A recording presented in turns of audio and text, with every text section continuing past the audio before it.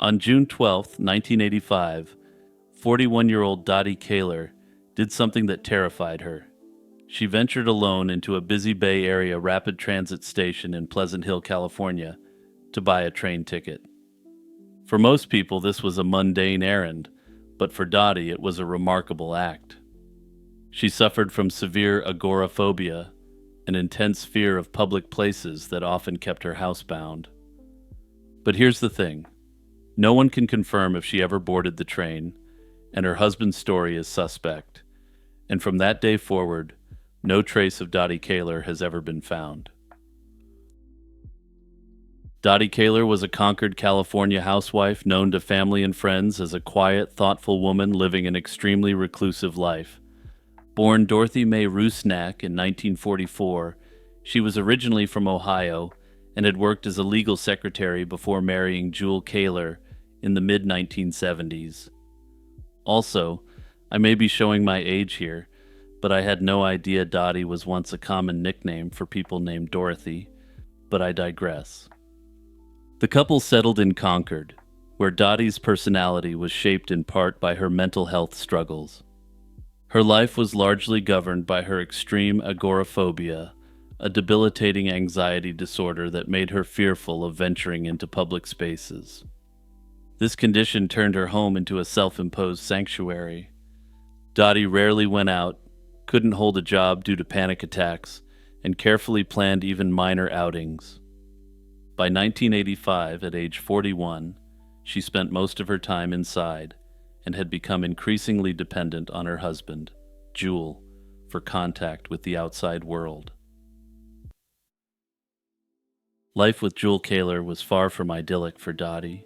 The marriage had serious problems simmering under the surface. Jewel, an entomologist and aerial photographer, often traveled for work and was away from home more than half the time. Left alone with her anxieties, Dottie grew suspicious of Jewel's long absences. Her worries weren't unfounded, and friends later revealed that Jewel also had an unpaid side hustle laying pipe for lonely ladies. In fact, Jewel had secretly proposed to a female coworker about 6 months before Dottie disappeared, even purchasing wedding rings while still married to Dottie. Unsurprisingly, this double life deeply strained their relationship, and the couple's arguments sometimes escalated into ugly fights. On Thanksgiving 1981, a particularly violent incident occurred that would later take on a chilling significance. During a confrontation, Jewel struck Dottie in the head with a piece of furniture, injuring her enough that she needed stitches. Jewel claimed he acted in self-defense, alleging that Dottie had threatened him with a pair of scissors, and no charges were filed in the end. By the mid-1980s, Dottie and Jewel's marriage was hanging by a thread, defined by distrust, fear, and increasing bouts of violence. Despite her crippling fears, Dottie was slowly gathering the courage to change her situation. In 1984, she quietly joined a support group for women in troubled marriages. Notably, this group was named Women in Transition, which I feel would perhaps not be the ideal name for this group if it were founded in, let's say 2025. Without telling Jewel, Dottie made new friends through the group and started taking small steps toward independence. Her friends noticed positive changes. Dottie updated her hairstyle, added color to her wardrobe, and seemed more confident, as if a new Dottie were emerging. Crucially, she also took concrete steps to prepare for a possible split from her husband.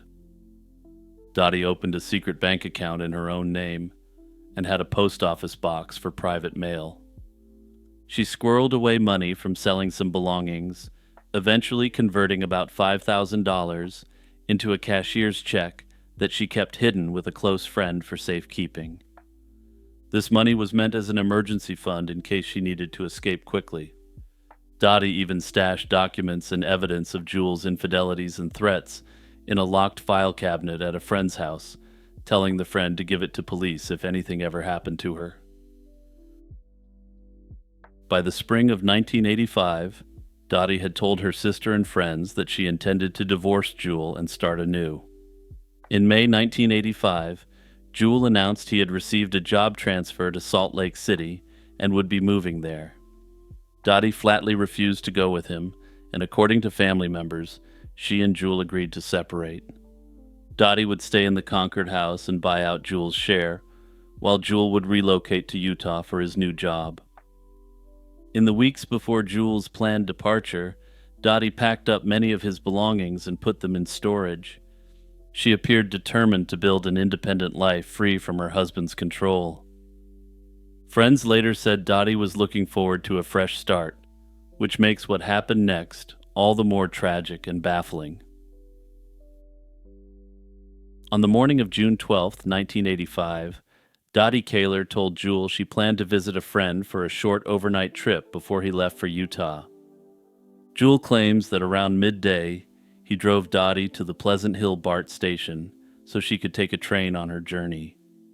He said Dottie brought an overnight bag and her turquoise purse, which contained essentials like her ID, some cash, and a special allergy kit she always carried.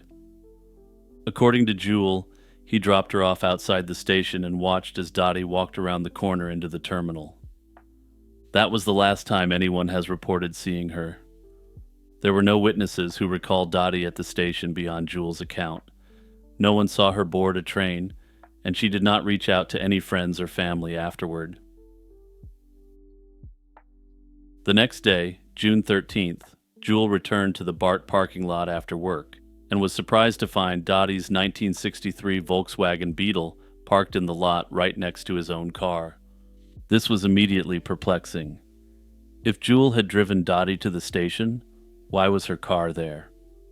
Peering inside, Jewel found Dottie's purse sitting on the seat, containing her wallet, identification, credit cards, and about $30 in cash.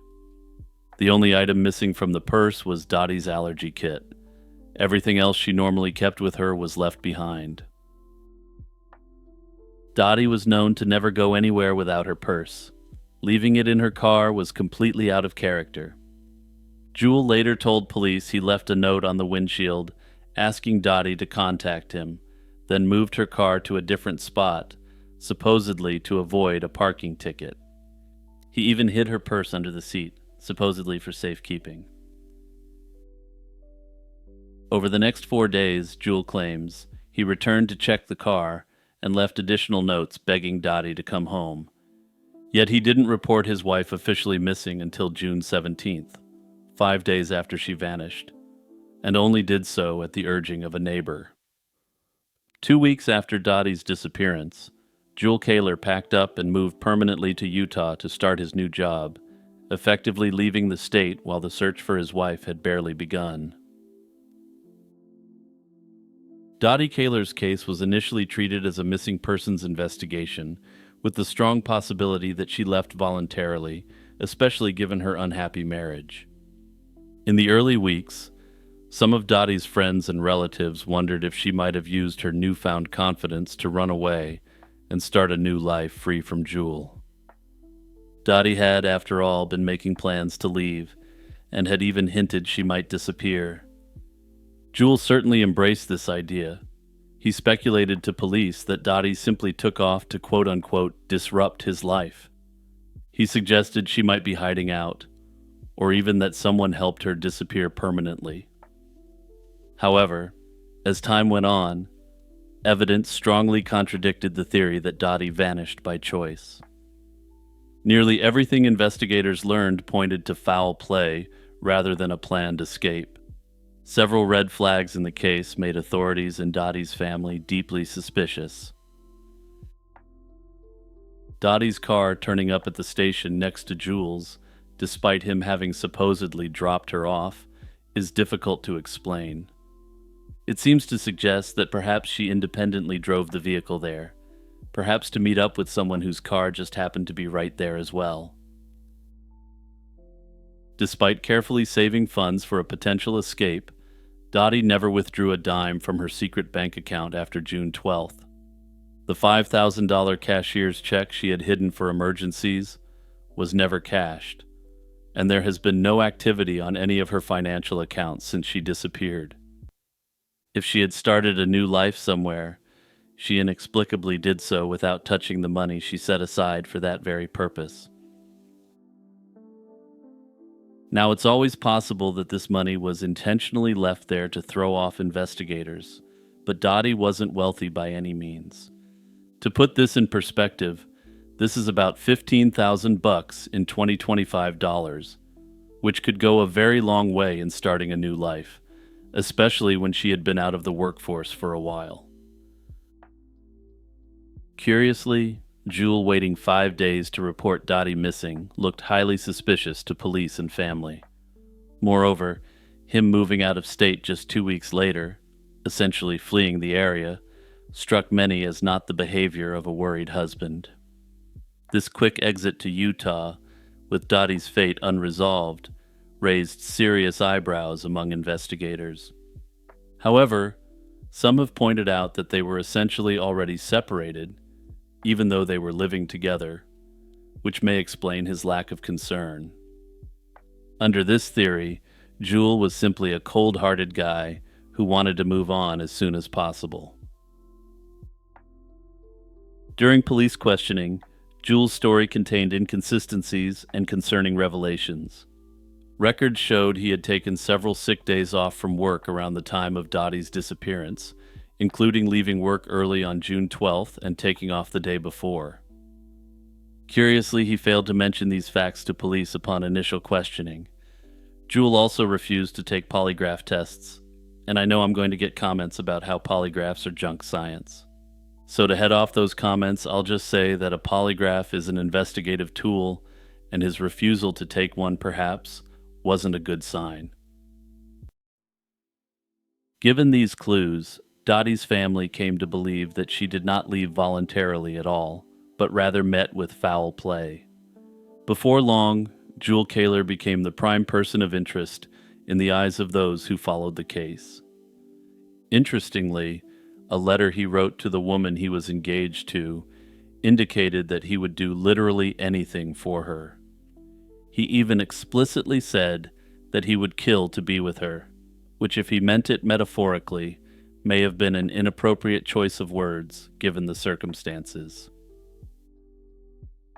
Over the years, investigators have searched for tangible proof of what happened to Dottie, but without a body or direct witness, the case remains circumstantial. In 1988, police received an anonymous letter postmarked from Indiana that accused Jewel Kaler of slaying his wife. The letter claimed Jewel beat Dottie with a tire iron and buried her under a tree at a construction site, even providing a hand-drawn map of the supposed burial location. A significant investigation was conducted due to this letter, but nothing turned up, and it was unclear if this was a hoax. Interestingly, some have alleged that the letter was actually written by Jewel himself in an effort to throw investigators off. In 2001, the Concord Police Department officially reopened Dottie's cold case, classifying it as a likely slaying. They served search warrants on the Kalers' former home in 2005, even excavating the backyard with cadaver dogs and ground-penetrating radar. This dramatic effort also came up empty, and no hidden grave or any evidence was discovered to conclusively solve the mystery. Through it all, Jewel Kaler has maintained his innocence and insisted that Dottie chose to leave him. In a 2001 newspaper interview, Jewel shockingly remarked that he had more or less forgotten about his wife's disappearance, assuming she was dead and no longer his concern. He described life with Dottie as practically unbearable, and admitted that once she was gone and he started his new life in Utah, things were pretty good for him. To Dottie's loved ones, these words sounded like those of a man who felt relief that she was gone. Jewel Kaler is still alive and has never been charged with any crime in relation to the disappearance of Dottie. At present, it remains unclear if Dottie's disappearance will remain an unsolved mystery, or if there will finally be closure on her case nearly a half-century later. Hey everyone, Jimmy here with a reminder to click like and subscribe and to share this video with your friends and family. Also, don't forget to check out the YouTube membership or the Patreon and follow Lazy Chill True Crime wherever you get your podcasts.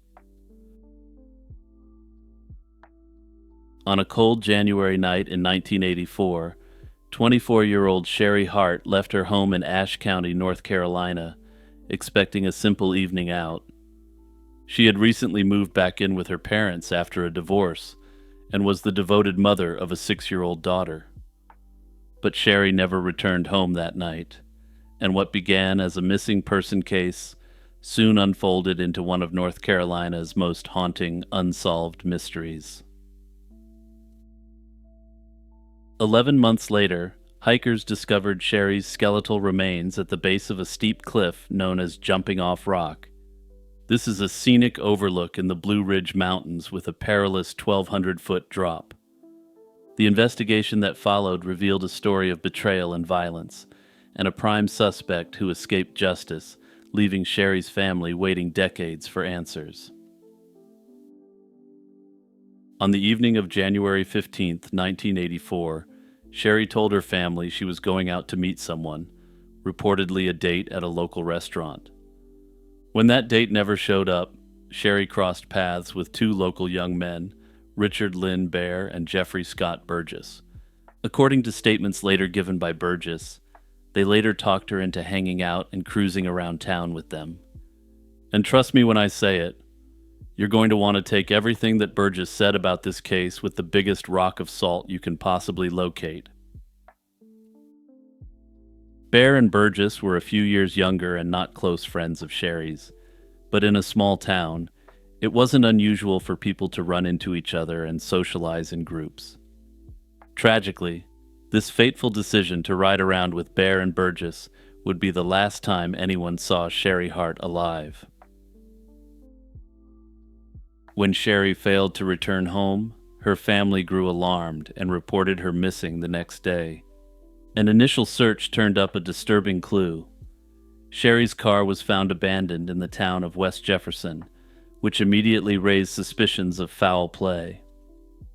In those first weeks, however, leads were scarce. With no sign of Sherry and no evidence of a struggle at the time, local gossip even fueled a theory that Sherry had run off to Florida with a lover, hoping to start a new life. Sherry's 6-year-old daughter was left confused and heartbroken, even wondering if her mother had willingly left her behind. This was a notion that would be dispelled when the truth came to light. As winter turned to spring and then summer without any answers, Sherry's family endured an agonizing wait, clinging to hope that she might still be found safe. Nearly a year passed with no breakthroughs. Then, on December 10, 1984, a group of hikers made a gruesome discovery in a remote area of the Blue Ridge Mountains known as Jumping Off Rock. At the bottom of a rugged cliff, they stumbled upon human remains. Authorities were called, and the remains were soon identified as Sherry Hart. It was now painfully clear that Sherry had never run off to Florida or anywhere else. She had been the victim of a horrific crime close to home. Investigators determined that Sherry had suffered severe trauma before her body was thrown from the overlook, indicating she had been slain and dumped off the cliff. One tip in early 1985 proved crucial. A witness reported seeing Sherry on the night of January 15, 1984, in the company of Richard Baer and Jeff Burgess. Investigators learned that Baer's own brother had once dated Sherry, so she wasn't a complete stranger to them. This connection made the witness account even more significant. Acting on this lead, Ashe County Sheriff's deputies brought Burgess in for questioning in late March 1985. Confronted with evidence and perhaps his own guilt, Jeffrey Burgess eventually cracked and gave a chilling confession outlining what he says happened to Sherry Hart. According to Burgess's statements, the evening started out innocently. Sherry agreed to go joyriding with him and Baer after her original plans fell through. At some point during their drive through the back roads, Sherry asked the two men to pull over so she could take a quick rest stop by the roadside. They stopped the car about a quarter mile from the scenic cliff known as the jumping off place, and what happened next turned deadly. Burgess told investigators that when Sherry walked into the woods for a moment, Richard Bear followed her and made unwanted illicit advances toward her.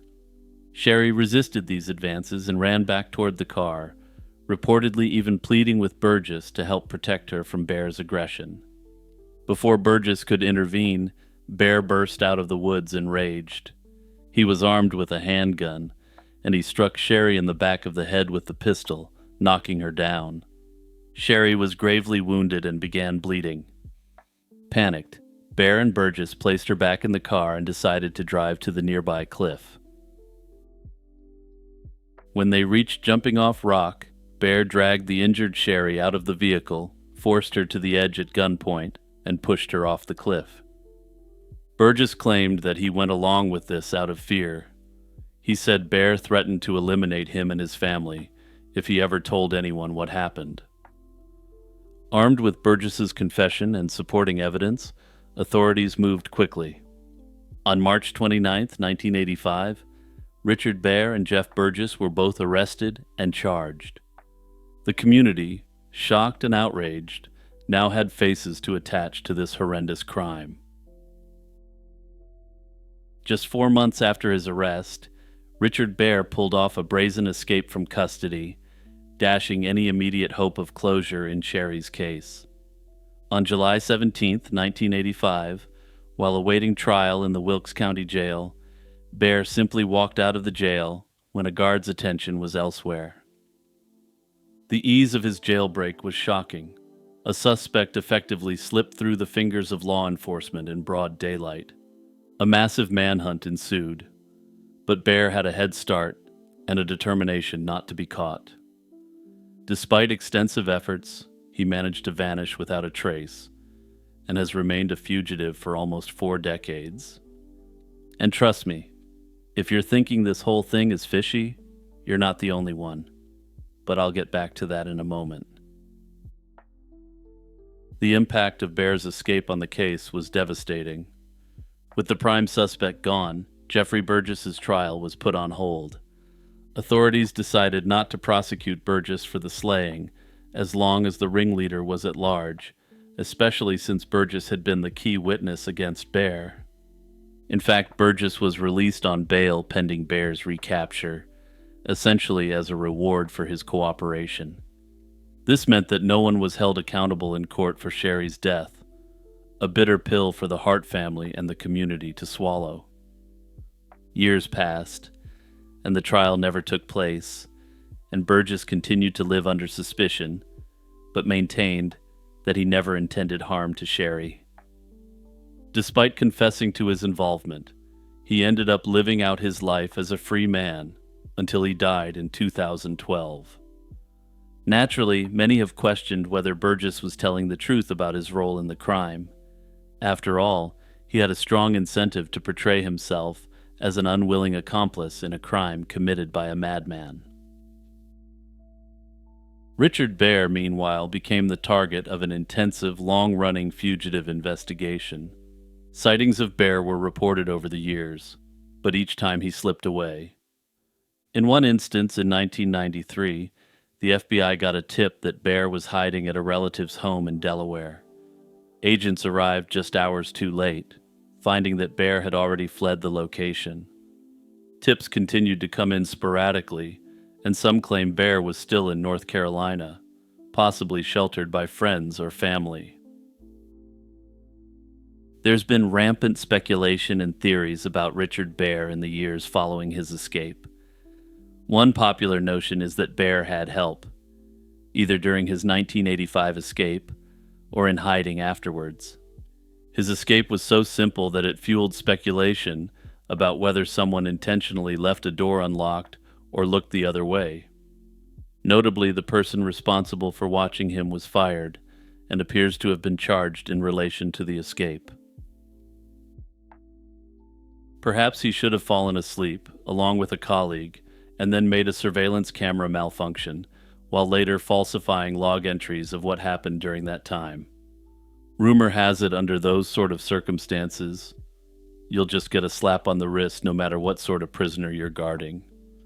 Even if they're accused of having ties to extremely powerful and well-connected people, you'll literally just get the most minor punishment available. After the escape, rumors suggest that Bear stayed hidden by relying on a network of friends or family willing to shelter him and keep his secrets. Some tips over the years claimed Bear was right back in Ashe County, living out in the open, suggesting some significant local corruption. In fact, there have been unconfirmed witness reports that Bear periodically snuck back into town in disguise to attend the funerals of his relatives. Authorities took these reports seriously enough to stake out at least one family funeral, but they were never able to conclusively nab him. The authorities remain uncertain if Bear is alive at this time, though given how young he was at the time of the crime he allegedly committed, he wouldn't even be a senior citizen yet. Also, as I was recording this, I realized I said allegedly here, as if Richard Bear is going to come out and sue me over saying he did it. I'm not sure why, but the idea of him doing that and then getting arrested at the deposition is somewhat amusing to me. April is now an adult with a family of her own, and continues to pursue justice for her mother all these years later. Personally, I suspect that Richard Bear has to be protected by a fairly large network of people locally who don't accept that he was involved in the case. That said, that's just complete speculation on my part, but I don't see how else a 20-year-old is able to go on the run for 4 decades. Unfortunately, even if Richard Bear is caught today, the primary witness against him is long deceased, which may make securing a conviction much more difficult.